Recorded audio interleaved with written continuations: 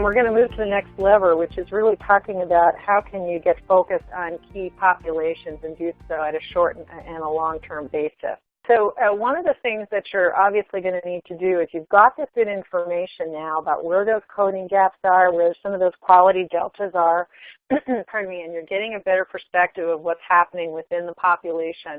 But you might need to go a little bit deeper, and you might need to actually ask a few more questions in understanding not only what your population risk looks like today, but kind of what the trend is. So how is it trending over time? Is it increasing? Is it staying about the same? Are there different conditions emerging that need, pardon me, a little bit more attention than others? And some of the ways that we find that are helpful for organizations to actually think about this is using some additional analytics that help them focus in on those areas that may be the most impactable. And by that meaning, hey, are there some particular quality gaps here that are higher value gaps, meaning the overall clinical and financial benefit of working on those particular ones, focusing in on those, are going to be most impactful to the organization and to the individual. And so highlighting that from an analytics vantage point. Having the ability to look at the population and determine how can I actually intervene? Are these folks going to engage with me? And getting a bit of an assessment on that and understanding how folks are likely to engage based on pattern and trend that can be applied from the analytics vantage point.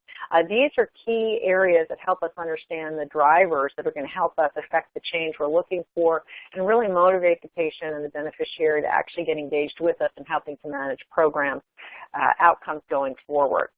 And this is just a quick snapshot of how that actually helps you, find those proverbial needles in the haystack. So you can start with this very large population, begin to winnow it down, find that group that's going to have the greatest likelihood for impact.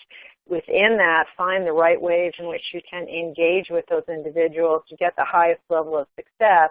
And within that, really discern the highest possible risk scores. And all of these things help you collectively focus your attention and resources in the right places to get the best possible results. Another area that we like to look at is just really looking into these buckets, if you will, the risk buckets. I think classically everybody has a high, medium, and a low risk bucket, but within that, is there another gradation of information that would be useful to us? And we think that there is, and there's a set of analytics that can help you focus in on, for example, in that first risk bucket, in that high risk bucket, we find 14.6% of our population. So we want to pay some attention there, and we want to also look at that in terms of the additional dollars and cents that are potentially available for us to actually recover as a result of addressing some of these gaps.